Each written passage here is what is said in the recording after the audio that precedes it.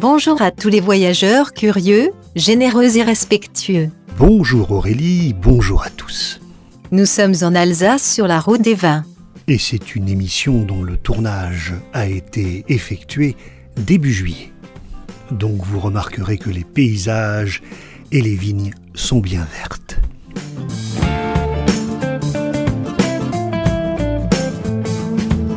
Nous traversons actuellement le petit village de Notalten, sur la route des vins qu'emprunteront peut-être les coureurs du Tour de France, puisque nous avons appris cette semaine qu'ils passeront un bon moment en Alsace.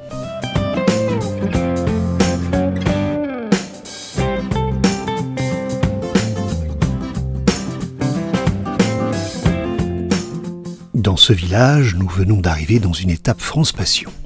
À la fin de l'émission, reportage et dégustation. Et si nous en avions fait notre camp de base, c'est d'abord parce que c'est un lieu très agréable, et ensuite parce qu'il était à proximité d'une entreprise que nous allons visiter. Mais avant, tu as une annonce exceptionnelle à faire aux spectateurs de Camping Car TV. Alors voilà, Alden, chez qui nous nous rendons, est le sponsor officiel du maillot jaune du Tour de l'Avenir depuis 10 ans. Le Tour de l'Avenir, c'est le Tour de France des moins de 23 ans. Un mini Tour de France qui dure 10 jours et qui se déroule la seconde quinzaine du mois d'août. Tous les plus grands champions y ont fait leurs armes, c'est la répétition générale, mais aussi pour les villes étapes ou encore pour la garde républicaine. L'épreuve est passionnante à suivre. Nous proposons à 10 équipages, en partenariat avec Alden et Camping Car TV, 10 équipages, de suivre cet événement de A à Z de l'intérieur. Ce sera aussi l'occasion d'un super stage vidéo.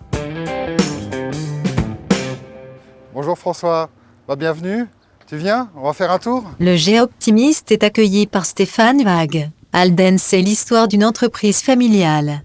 Quand nous avons créé la société Alden avec mes parents, une histoire familiale avant tout, ici en Alsace, nos origines font qu'on a toujours essayé d'aller de l'avant et d'aller dans l'innovation. C'est peut-être le caractère alsacien qui en ressort. Oui, on a créé la société avec mes parents qui nous emmène là où on est aujourd'hui. Un papa chercheur au CNRS. Oui, mon père était chercheur au CNRS comme chimiste et ma mère travaillait comme expert comptable. Quand j'étais enfant, on est parti en camping-car à travers l'Europe, à travers l'Italie, la Suisse, la France. Et ce qui nous a donné le goût du camping-car à cette époque-là, et quelques années après, 15 ans après, on s'est décidé à se lancer dans le camping-car. Avant tout pour une concession de camping-car, et puis très très rapidement vers l'accessoire pour le camping-car. Et on a commencé avec les panneaux solaires.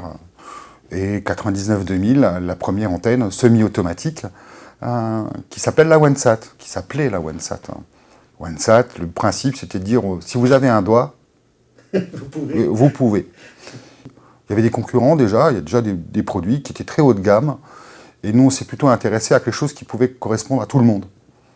Alden en chiffres, 40 salariés 40 salariés à peu près, 2 sociétés, une en France, une en Allemagne. Un peu plus de 15 millions d'euros de chiffre d'affaires. Ça représente à peu près 16 à 17 000 antennes à ce jour produites en France, ce qui est aussi pour nous une force. L'image qu'on a souvent de notre petite France, c'est que on fait appel aux produits extérieurs pour se fournir, mais on a une image dans nos têtes, ou même à travers le monde, qu'on n'exporte pas beaucoup. Si, on exporte Chanel, Vuitton, des choses comme ça, du très haut de gamme. Mais sur du produit technique, on a plutôt tendance à importer qu'à exporter. Mon credo, c'est l'export.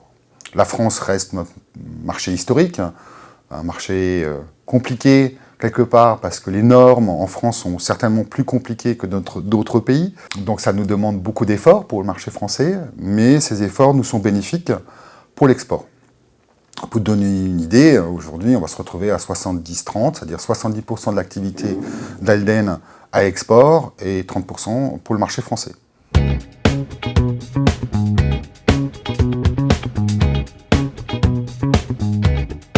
Bien sûr, naturellement, un camping-car, ça bouge, ça ne reste pas, c'est pas comme une maison, c'est pas fixe.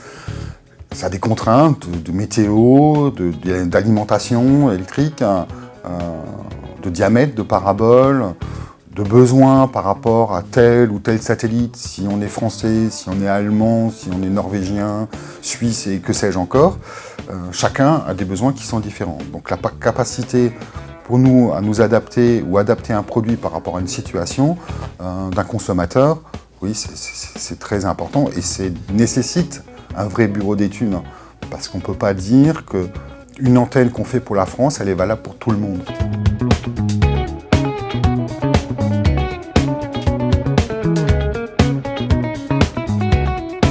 Jérôme, la recherche et le développement, c'est important chez Halden. Oui, tout à fait. Aujourd'hui, c'est devenu primordial. Nous devons nous adapter continuellement aux besoins du marché. Les technologies évoluent et il nous faut évoluer vis-à-vis de ces évolutions technologiques.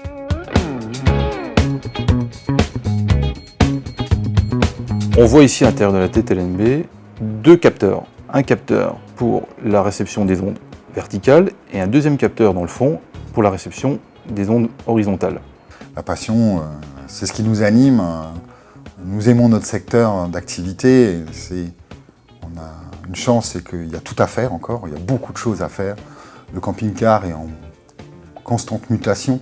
Le problème qui se pose, c'est l'onde est parfaitement verticale lorsque nous sommes exactement en face du satellite. Mais plus on va s'éloigner de la position orbitale du satellite, et plus l'onde verticale aura tendance à être horizontale.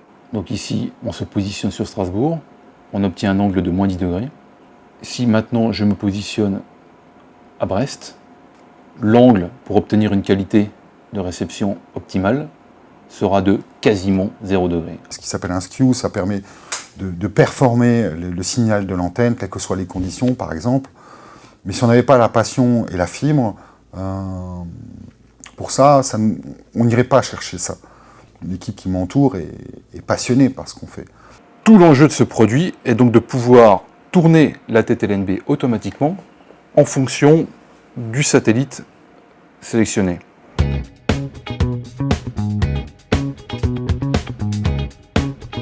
Est-ce que si je vais au Portugal, je vais recevoir mes chaînes? Quel diamètre de parabole il me faut? Est-ce que cette antenne sera meilleure qu'une autre? Est-ce que ce démodulateur correspond à mon utilisation, etc. C'est souvent des questions qu'on se pose en tant que consommateur. Moi-même, j'ai des passions, je me pose des questions, je me renseigne. Il y a des entreprises qui sont performantes dans le service, d'autres beaucoup moins. Et nous, on tend à être, pas à l'excellence, parce que l'excellence est très haut, mais à être disponible et rester disponible pour nos usagers et nos professionnels.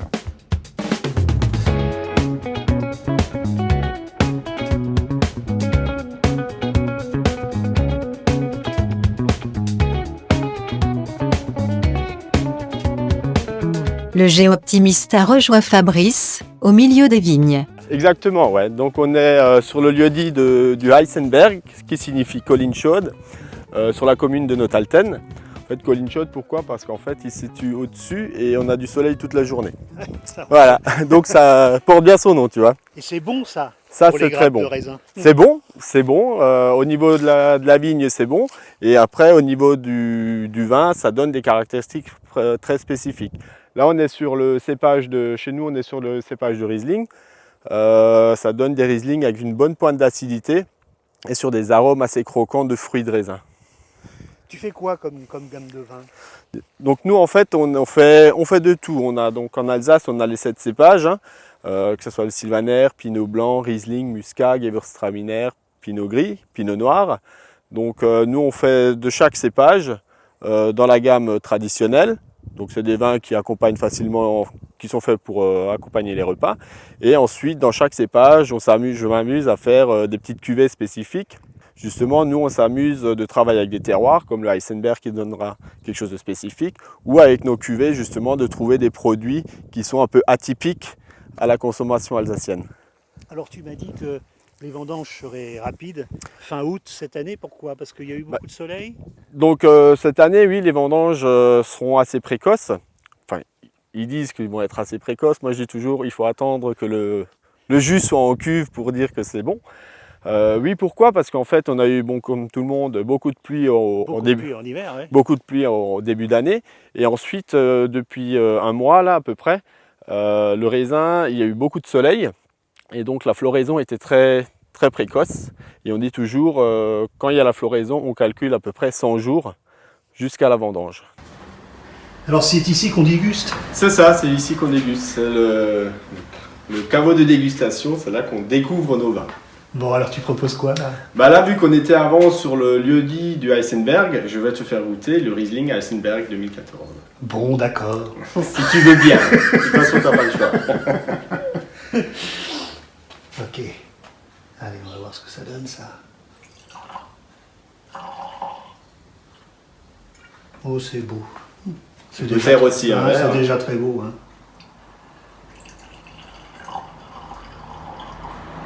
Alors tu vois, ceux qui nous regardent, là, ils jalousent, là. Ah bah je pense bien. Hein, Bah il faut qu'ils viennent. bah bien sûr. Bah à la nôtre. Chin. Santé.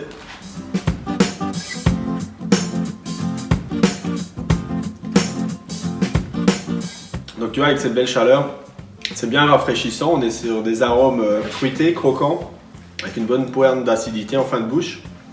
Que du plaisir, quoi.